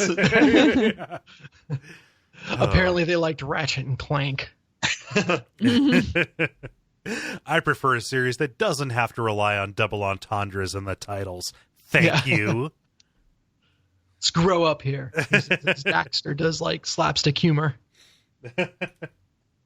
Very cool. Yeah. So Jala, how about you? Okay. Well, as you know, I was busy doing a lot of running, so I played things that are all on my Vita. So, or if not on Vita, then on mobile. So, first thing I played is a game called Koi, which is about koi fish. It's a cute little meditative puzzle game that is on the Vita, and the aesthetic reminds me of Prune, which was another puzzle game that I played, but I played it on, I think on my iPad, if I'm not mistaken. Yeah, that one's fun. That's where you have to clip the right leaves in order to make the branch grow. Yeah, and then you're trying to grow the tree in a certain direction around stuff, objects, and whatever. Anyway, that's that game. This game, Koi, you play a little koi fish in a pond, and you solve puzzles to open up lotus flowers and cleanse tainted water and free the light fish, which I guess are kind of like angelfish. Ha ha ha. Anyway, allegedly, the point of the game is supposed to be to save the Earth's aquatic ecosystems, at least according to something I was reading online. So I'm kind of waiting to see if aliens show up like in Echo the Dolphin or something. Oh. But anyway, I have not gotten to any of that part. It's a light and relaxing puzzle game that has beautiful, simple graphics and calming, soothing sounds, and it has 8 levels so far. I'm in the first third of the game, so I haven't gotten through enough to know if there really are aliens. Cannot confirm at this point. They have a little bit of time to show up, but not too much. They have some time to show up yet. So I don't really have anything else to say about that. It's a puzzle game, fish in a pond. That's how that works. The second thing I played was Agent A. Agent A is a spy versus spy adventure game for the iOS and Android, and you play as a secret agent that is assigned to capture an enemy spy who has killed off several other agents and also your boss. And you infiltrate her lair, and she set it up as a trap, basically. And you have to solve a bunch of different puzzles to progress and try to, get yourself out of there and to figure out where she went and all that. And the art style is really cartoonish and has kind of a 60s aesthetic to it. Like a asymmetrical, skewed kind of thing going on. Yeah. I actually had finished chapter 4 earlier this afternoon. And there's 5 chapters total, but the last chapter isn't coming out for a few months, and I didn't know that. So it ends on a cliffhanger, and there's a plot twist that is revealed at the end of chapter 4. And so even though the story is really simple, I'm still just kind of oh, and now I have to wait around to see what comes next. And that's kind of unfortunate because I will eventually get back to it, but it's just kind of damn, and now I gotta, wait for that. And if you want to see what that looks like, I posted on social media, so I put the link in the Slack for you guys to show you what the art style looks like. It's a cute game. Pastels. Yeah, it's a cute game. And it's the last part is allegedly supposed to be coming out in first quarter of next year. So just a few months away, and then it should be all done. Yeah. But I have not gotten to that point yet. So I was hoping to beat the entire thing and then be and then I finished this game, but then I couldn't. So, and then I got as far as I could in this game. So, yeah. It's just like a point and click adventure game. You pick up objects, you have to do puzzles and things. So, whatever. Pretty straightforward. Curious about this. Yeah, it's a cute game. It's worth playing, but I'm just now I have to wait for the rest of it to come out. Of course, when I do play the rest of it, I will bring it up on the show. So anyway, the last thing that I played is Corpse Party: Book of Shadows. So this is the sequel to the original Corpse Party, which I think I talked about last episode. I don't remember. Last episode was Grim Fandango. The one before that. Yeah. Anyway, I'm playing it on Vita, but it's also on iOS. I don't know if it's anywhere else. I didn't bother looking. Basically, the way that this game is set up is very different. Now, the original Corpse Party is a survival horror adventure game that was made in RPG Maker, so it looks like an RPG Maker game. This one, however, is set up in a visual novel style point and click adventure game. And the movement system is real weird. Here, I'll have to pull up a link to what that looks like because it's weird. But yeah, so anyway, there are 8 vignettes that serve as prequels and midquels and sequels, or even what ifs for, things stemming from one of the wrong ends from the original game that is apparently the actual canon ending, because both of the 2 games that follow are following up off of that wrong end, not off of the quote unquote, true ending of the game. So it's really kind of weird. So it's kind of weird that way. I wish this shit wasn't so confusing. Yeah, like that just makes it kind of confusing. That's because like the quote unquote true ending of the game is not, like, while it's not ideal, it's still a happier ending than the quote unquote wrong end. That right. is where this comes from. But the movement in this game is real weird, and I can't describe it. But I just dropped an image in the Slack. So Kole, there's boxes, and they tell you what are in the boxes, and it goes by the same layout as the original game. And basically you select where you point to the box that you want to go to, and then it just kind of like moves you around on the map. It's like a flow chart. Like if it's like a flow chart. If this school building was represented as a bunch of nodes on a flow chart, and these are just boxes labeled like, here are a bunch of boxes that say hall, hall, hall, and then over here is the nurse's office. Yeah. And it's like basically each one of those boxes is like a step in the RPG Maker title. So the actual layout is still the same as the original game. It's just now it's a grid, right. Basically. As opposed to walking around like tile by tile around this map.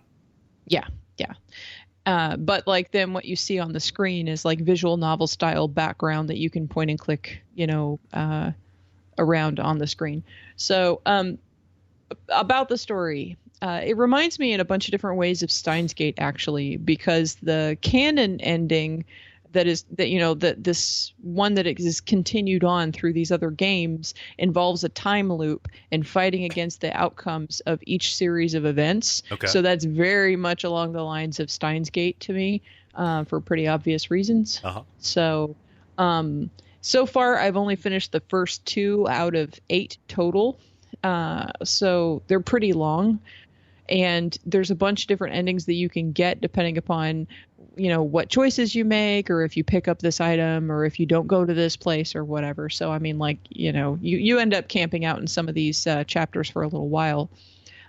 This game, in addition to, like, it does have like the visual novel look. It's a point and click adventure game. But it also has a darkening meter, which is basically a sanity meter. And as the darkening takes you, which happens when you encounter corpses or have scary experiences or, pass by some creepy ass writing on the wall or read some kind of threatening death note or something, like whenever any of that stuff happens, it starts affecting your sanity and you start having hallucinations and begin suffering increasing bouts of paranoia. So that's a thing that happens in this game. Yeah. So you're still you're still managing a resource. Yeah, you're still managing a resource.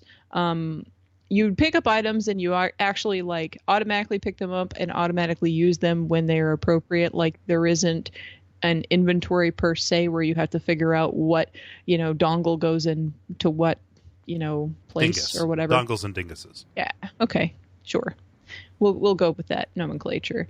But you can also save anywhere, and there's also a fast forward option. So that means that like replaying to get alternate endings isn't really a big deal, because like even if you save and then you have to skip through a bunch of stuff to get to, the place that you were at when you died the last time, it doesn't take very long to do that. That's good. So that's cool. And anytime that you have a decision, it stops. It's not like in Steins Gate where you could miss a phone call or a text or something by trying to fast forward. So it's a little bit more convenient than that. There's also a bunch of different bonuses unlocked during the game, including a CG image gallery, a sound gallery of music and voice clips, and also voice actor commentary, which is kind of cool. And you can pull your save data forward from the original corpse party, which allows you to unlock the final vignette without having to get all of the endings. Because apparently to get the last ending, which sets up the third game in the series, you have to unlock everything. Hmm. So, from what I've seen so far, this game gives a lot more screen time to characters from the first game that you didn't see very much of. The first vignette is all about Naomi and Seiko's friendship. Naomi being the main female protagonist, and Seiko being, like her one of her close friends. Mm-hmm. And it also focuses on Seiko's romantic interest in Naomi. And so that's like a thing. So I mean, like they lay that on like real thick right at the beginning. I'm like, what game am I playing? Okay. I mean, like, not squeamish, but wait a minute, this was Corpse Party a minute ago. Okay, the second vignette is about Mayu, which is another character from the original game, but also includes a side character that's only seen as a corpse during the main game and for a short time in one of the EX chapters from the first game, like an extra character that's fleshed out. That's the thing that I really like about the first game, is that you come across all these corpses and they're just name tags, right? But then the EX chapters oftentimes will show you what those characters look like in life and give them a personality and tell you a little bit about what happened to them. And then you're like, oh shit, suddenly you have like a connection to the corpse, and it's not just a corpse with a name that happened to die in a terrible way. Yeah. Yeah. But basically what Book of Shadows does is it functions as a sort of expansion that tells a lot of the backstory.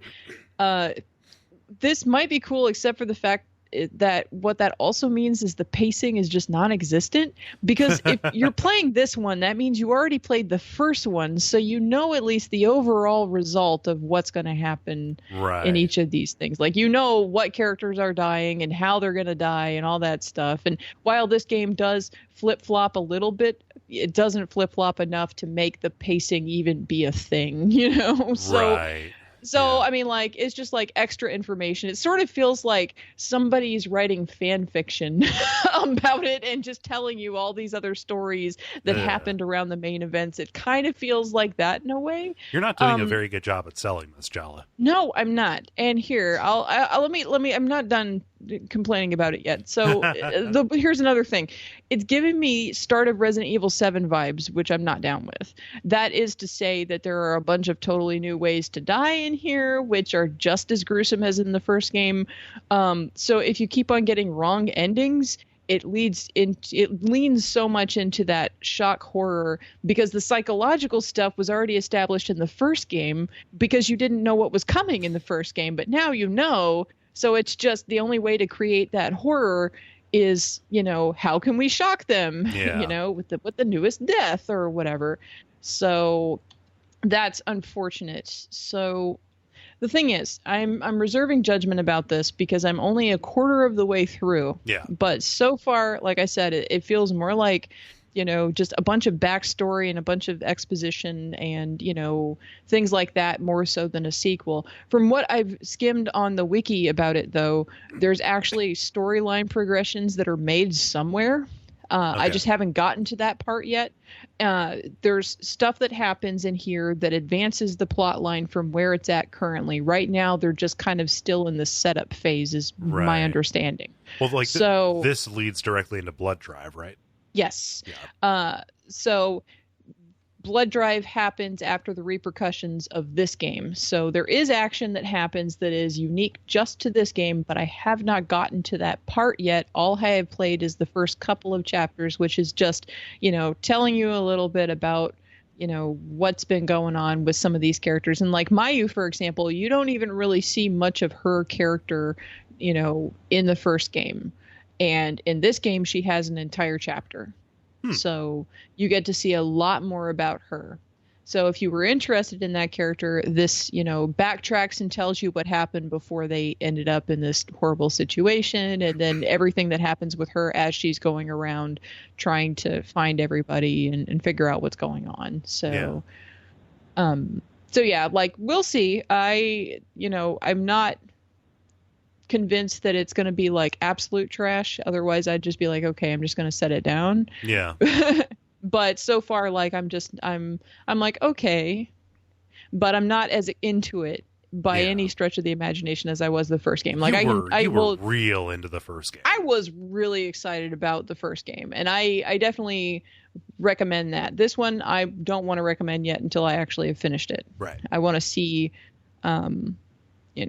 what happens and how everything pans out, and I'm sure it'll eventually pick up. It might be one of those things where, like in Steins Gate, where it just takes a while to get to the get revved up, and then once it's revved up and going, then it takes off from there. And I'm hoping that's what happens with this one, that they're just having like a kind of glacial pace middling around in the beginning to give you one sort of feel, but then they just drop you on your ass later. I'm hoping that's what happens, but we'll see. Mm-hmm. So yeah, that's the only other thing I played. Nice. Yeah. Well, hopefully it turns around. Yeah, I hope so. I really do, because I also have the other game waiting for me. So I want to. It doesn't sound like the other game falls into this trap of being like the Corpse Party contracts, Hitman contracts or whatever. Like, it sounds like the other one is a proper story as opposed to being the the empty space in between where the story already happened. Yeah, it's kind of like what I'm kind of envisioning this as is Corpse Party 1.5, and then Blood Drive is like 2. Right. So, but we'll see. Blood Drive does not appear to have the same issue, so it may just be that this is a weak entry in the series, but it may not be weak at all. It may actually pick up and be, really awesome later on. I have not seen it yet. Yeah. So, we'll see later. Cool. Ben, how about you? Yeah, I got only a couple. A small one I picked up. I picked this up on the Steam sale, but I started playing the Banner Saga. Did Dennis? Yeah, that's a good game. Who's played this one? Yeah, I've played it. I haven't finished it, but I've played it. Gotcha. Have either of you guys played it, Jala or Kole? No, it's a thing that's been like floating around that people have played that I have I think I even have it downloaded. I don't know, but it's backlog. It's backlog. Yeah, same. That's basically what it was on mine too. I was basically trying to chip away at the backlog. It's a pretty interesting game. I can't even remember the story behind it. I know it was developers from a larger company that broke off and made this game together. It was a Kickstarter game. Who is it? It was funded on Kickstarter. Like they were part of that first big wave. Okay. Do you remember? For some reason, I thought the developers came from a larger company, but maybe I'm misremembering that. Formerly from BioWare. Okay, that's the ticket. All right, cool. So yeah, it's a pretty minimalist game. In terms of there's basically a dialogue system similar to Knights of the Old Republic or something like that, where it'll switch back between people. You can pick choices. They don't have a huge impact on your character progression. Some of them have impact on kind of what you do, sort of moral choices of who you fight essentially, or maybe kind of how you initialize the fight that you have. So that's kind of interesting. But it's kind of like a Norse-esque story. There's these giants who exist, and there's maybe 3 different races. So it's kind of like Tolkien-esque a little bit too. But there's two different tribes that you play as at the beginning of the game, who are both marching across the world towards one another. Not in any sort of adversarial way or anything, just coincidentally. But one group of people has I guess both groups of people have these things called I guess they're Jarl. I think they're these giants essentially. They're twice the height of humans, and then in terms of the battlefield, they take up a 2x2 square instead of a 1x1 square. Wait a minute, that's 4 times as big as humans. So twice the height, maybe something times the width. Okay. I guess it's just 2. And infinity more horns. Yes, 2 over 0, the horns of a person. So part of the game is you just kind of walking along the road and having conversations with people. The actual meat and potatoes of the game is it's kind of like a puzzle fighting game, where it's you're on a grid system and it ping pongs back and forth between your turn and the opponent's turn. And on your turn, you have a queue of people that you go through. So all of your fighters, you take their turns one at a time. But if there's a difference in the number of fighters, it's kind of this weird out of sync sort of thing. If I have 5 people and they have 3 people, their people will get turns more often than my people, which could be a good or bad thing. And so there's this kind of weird system where you're trying to navigate your people so that they don't get surrounded by the other people and get brutalized. and you kind of like set up kind of like a wall, and then you have, you know, some people are ranged attackers like archers, some people can attack at weird angles like pikemen, and then other people just attack with swords like up close. So it's kind of like an interesting system. I don't have my head completely wrapped around it yet, but it's interesting so far. I don't I haven't like fallen in love with it or anything, but it's interesting. So I guess I'll put it at that. But like at its core, it is a turn-based, grid-based strategy game, right? Yeah. It does not like have the maybe like the depth of like XCOM, or it's not as like complicated as something like that. There's some interesting things there in terms of like there's like this one sort of so you're moving, there's a certain cost associated with that, like you can only move a certain amount of distance. You're attacking, there's, you know, like whatever you can, they have a system where it's like defense and like your heart or your vitality or whatever, and you can attack either one of those things.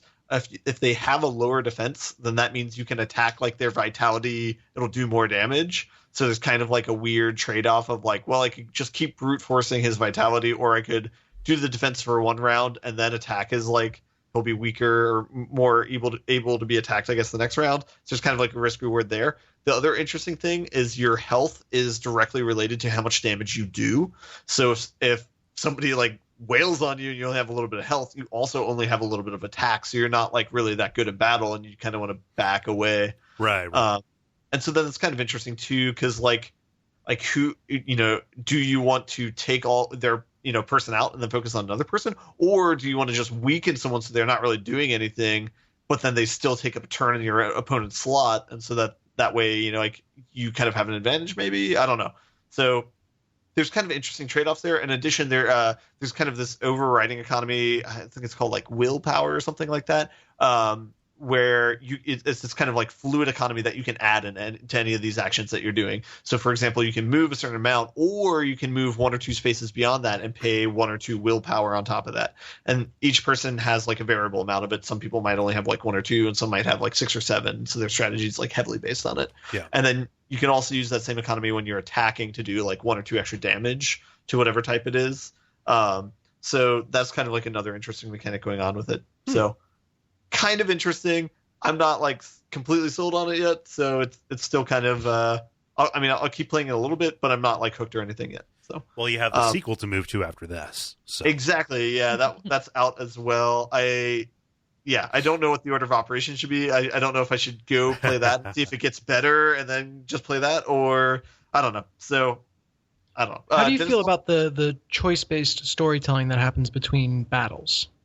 So I there's only one of them I got to see a couple of the different permutations to, where you start like a war, quote unquote, like you send all your guys at all of the bad guys or whatever, and it says like, should you do formation, should you do charge, should you do like be careful or whatever. And so you have a couple different options of what you do. And so I did 2 options with that. I did formations, one I did charge. And the interesting thing about that is that dictated the starting positions of your characters relative to the enemies, and it changed how many enemies there were. So like if you do the charge one, you have a harder battle where you start in the middle and the enemies are surrounding you, but you will save more people. This like giant tribe that you're walking with, you know, you're walking with like hundreds of people or whatever, you'll save more of them if you survive that battle. Whereas if you do formations, more of your people will die, but when you fight these people, you're in a more advantageous position where you're surrounding them instead.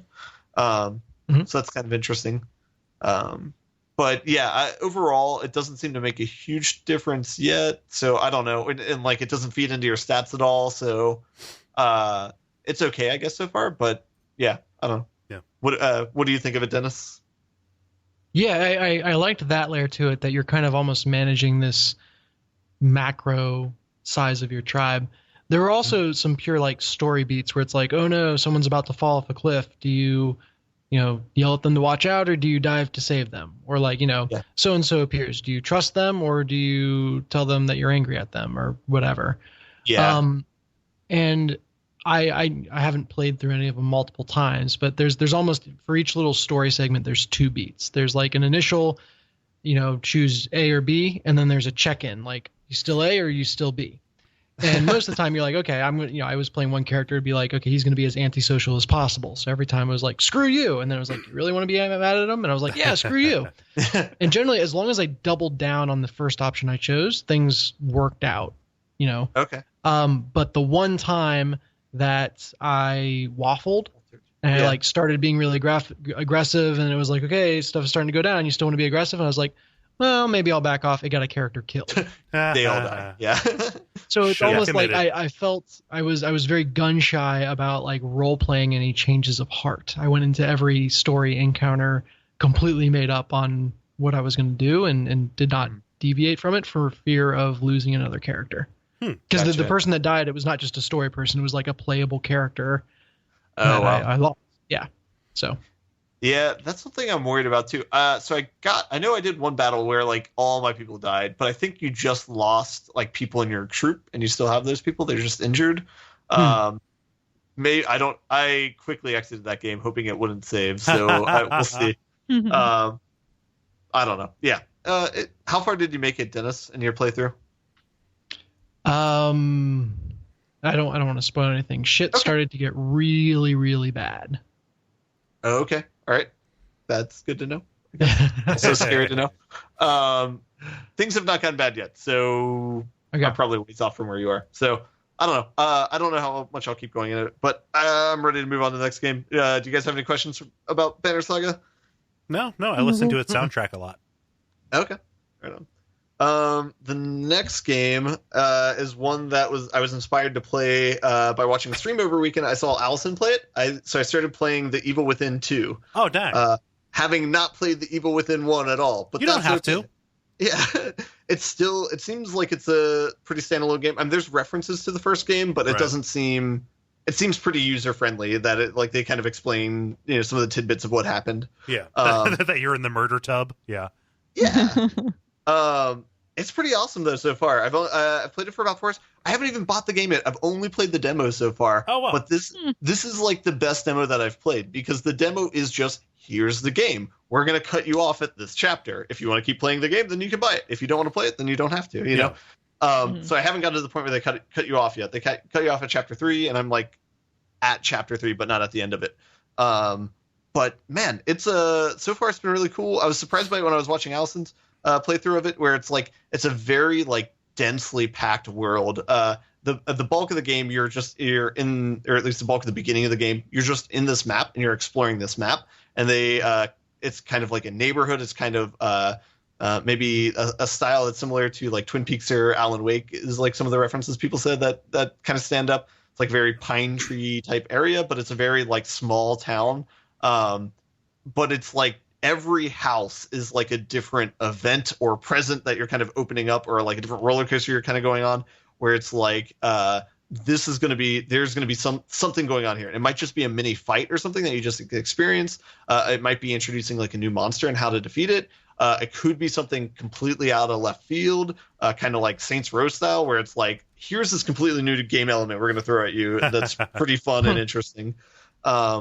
So far, I've really enjoyed it. I've only played at the one map, and they have a semi-interesting like level up system.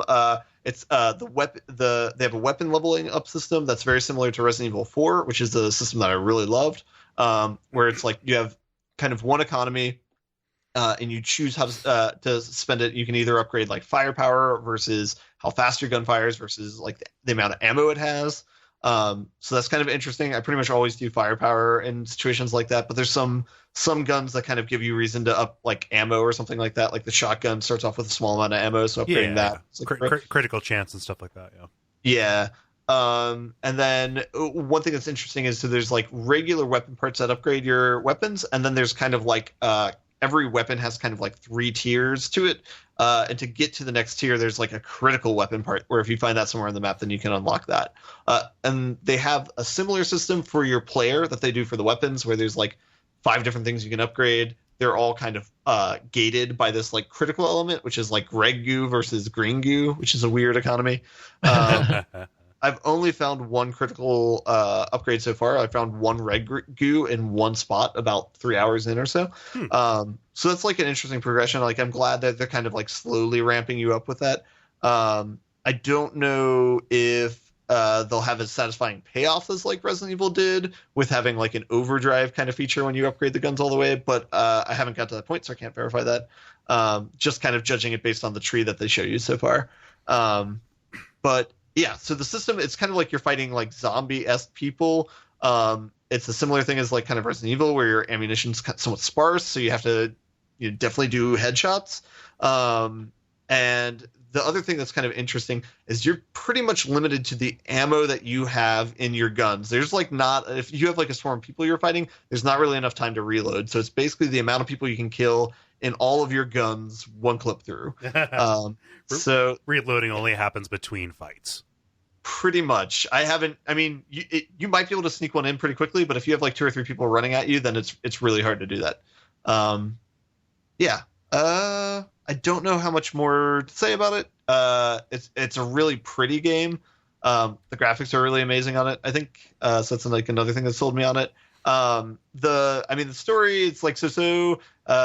You have a kind of like a strong, gruff, silent type character for your main character. So I guess he looks like maybe not a less cleaned up version of like Leon from Resident Evil 4. Yeah.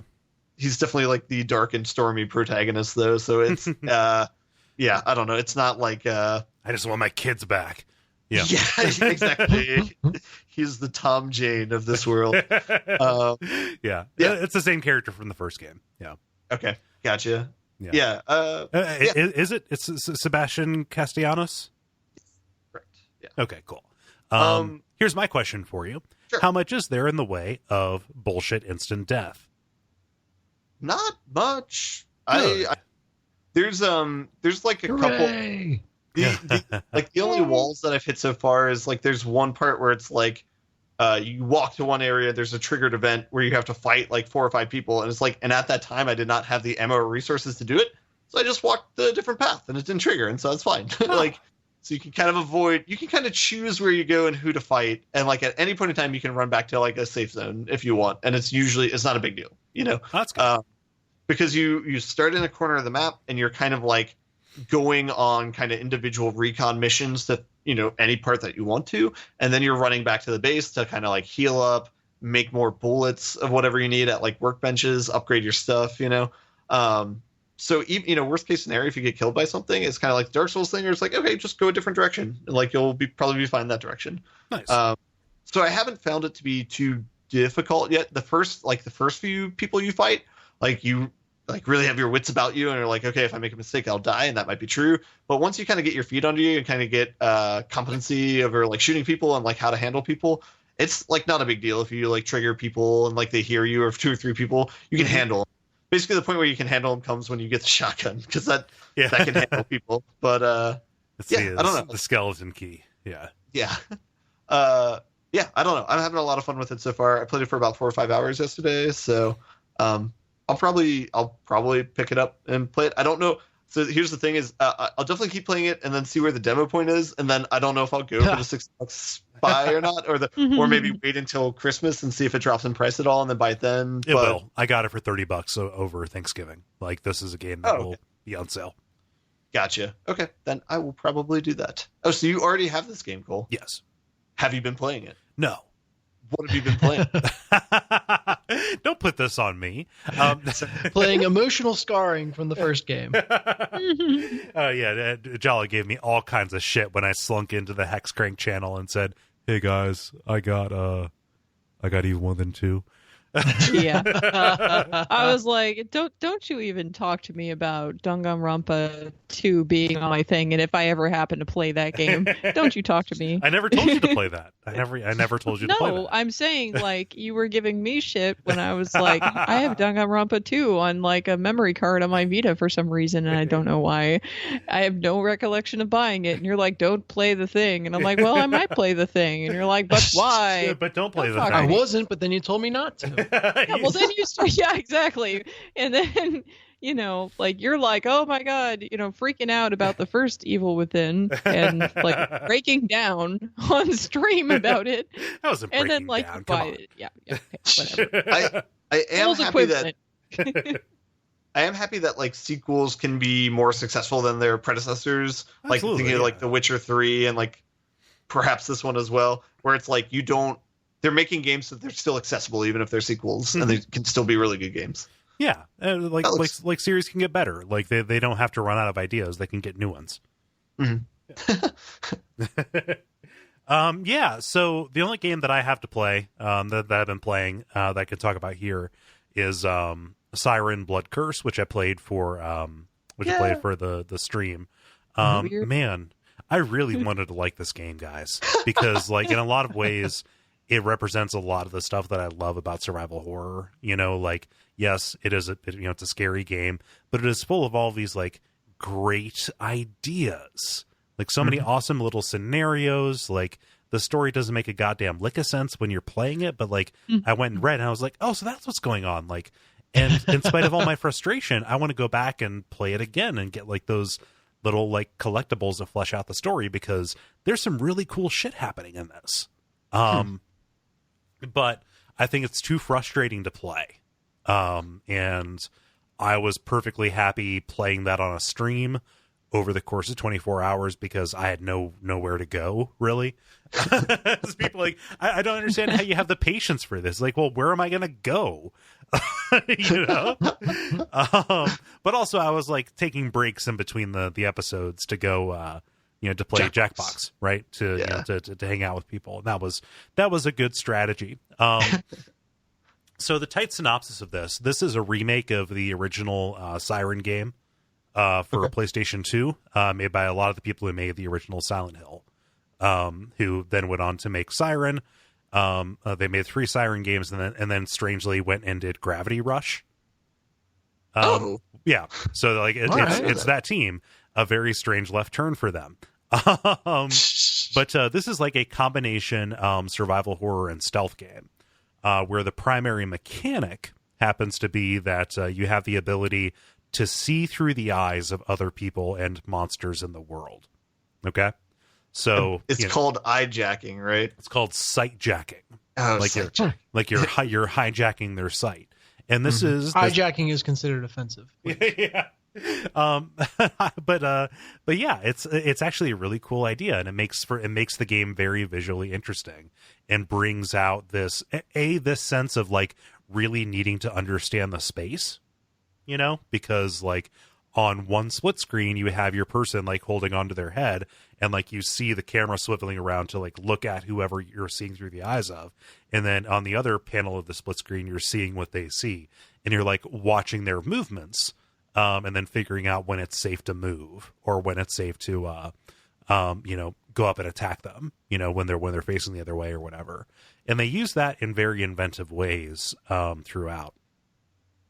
The problem is because it's a stealth game and because, it is kind of its vintage, they really enjoy disempowering you to a very frustrating degree, to the point where a good number of the chapters that you're playing as a very young girl. This is a thing that horror games do very frequently, as a way to kind of justify instant death. However, children just can't take hits like adults can. No, well, but like, no, children just can't get within 10 feet of these monsters like adults can, because at least Roy Moore. Oh, Jesus Christ! I can make the joke because the news broke, and anyway. Wait, what news broke? Apparently, they're projecting that Jones won. Oh, great. Cool. Knock on wood. I don't want to jinx that, but cool. Yes. Yeah. Hopefully that man does not get anywhere near power, office, or children. Yeah, exactly. Jesus, what a fucking lunatic. Anyway. Not to sidetrack us. Continue. Yeah, not to sidetrack us. No, but yeah, like you end up dying an awful lot because like a monster will get too close to you. You didn't realize they were there. The little girl starts to, crouch and cower, and then all of a sudden you have to restart. Fortunately, the missions are quite short, and once you figure out what you have to do, you can execute them pretty quickly. It's not a very time-consuming game to play, except when you are trial and erroring your way through, like a lot of people saw me doing. Even when you are playing as, a fully grown, capable person, the first step in any given mission is to like find a weapon. And that runs into another problem with this game, which is it is very, very, very dark. I'm just going to channel my inner Moneysmith and say that's my first step in anything. Right. but like it sucks because you can't really find anything in the world. Like, and it was to the point where I was going into the settings for my capture card and bumping up the brightness of what it was displaying to me personally, so that I could like interpret what was happening in the world. Oh, huh. Right. Or going into the to the games menu and playing around with that, like it's just not something I would have expected I would have to do. Is like mess with those settings in order to make the game playable. So yeah, like I feel that it is the in a lot of ways it was the perfect game for me to stream, because people often come to me and say, like, or say something to me online like, oh, I would never play this in a million years. But it's fun to watch somebody play that because they get to take all the frustration and I get the cool stuff off the back. Like I get to watch the crazy cutscenes. I get to see the weird like time loop and people transforming into bug monsters and stuff. With guns. Yep. Yeah. And also the crazy ending that takes place inside of a fractal. Yeah, like that was some tripped out Doctor Strange movie kind of shit going on. I was just like, but like okay. the very end of that was just so off the wall. Like you're getting you're getting magic katanas that slash beams of holy fire and stuff like that. You're inside of a fractal fighting a oh gosh, an incredible crash test dummies bug. On and on down the line. So like.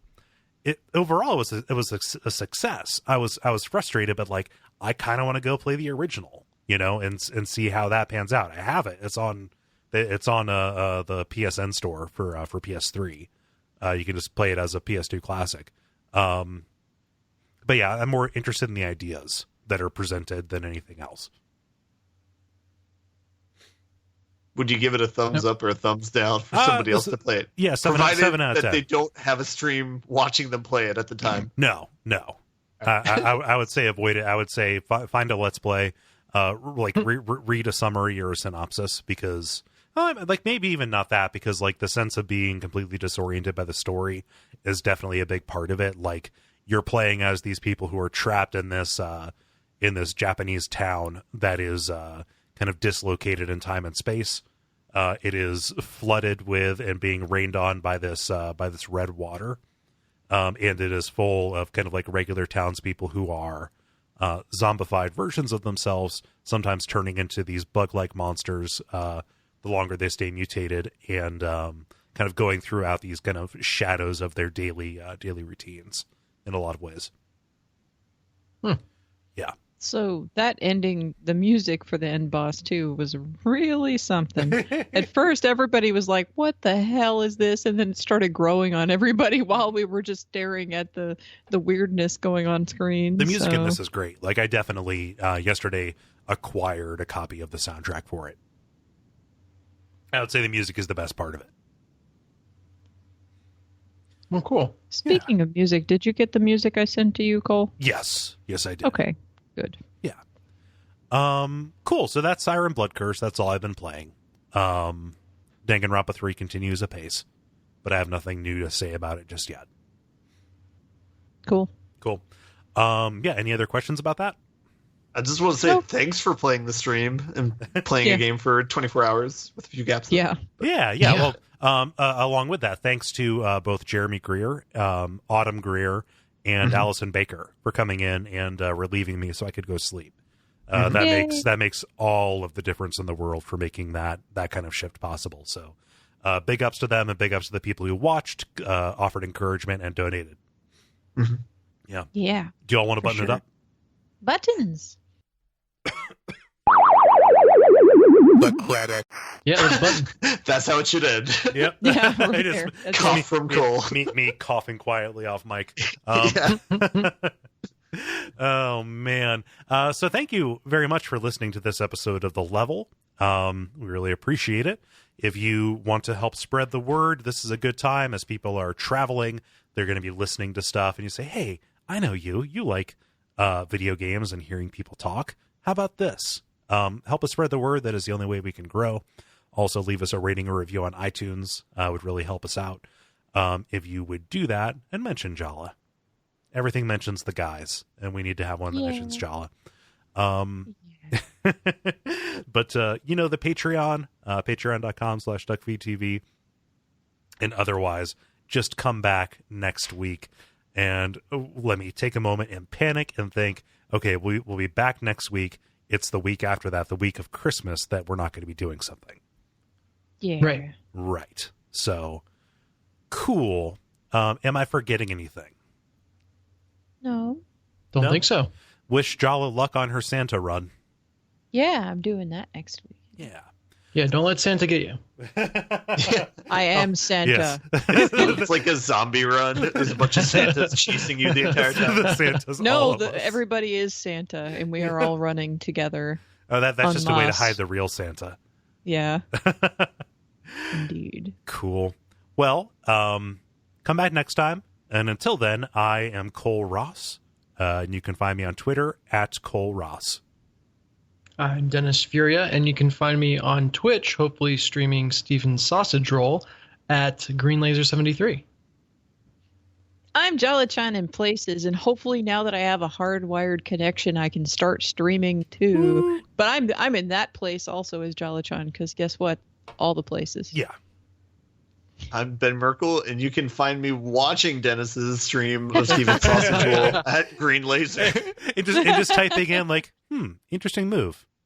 I don't sure see a about lot of people do that. Huh. Yeah.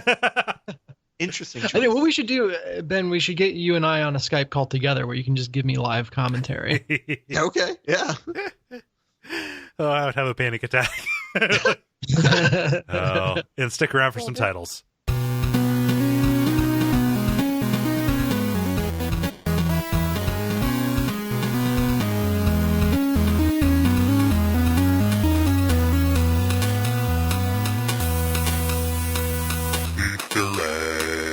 Oh, were you saying something, Jala? I'm sorry, I didn't hear you. I was just going to say, there's too much delay. That can't happen. Oh, yeah. It's Twitch. We could live do it then over Christmas break, perhaps. Yeah, there you go. That's better. Yeah. Who has titles? I got have titles. a few. Jala. Confetti Monster. And then I also have Confetti Tester, because that's what you said after the first one, but I Okay. prefer Confetti Monster As do I. personally. And then also Equidepth. Okay. Ben? I got, it's kind of a long story, but it's my fault. Okay. I got mid-cools.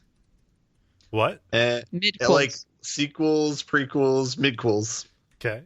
And then I got plus restrictions. Okay. Dennis?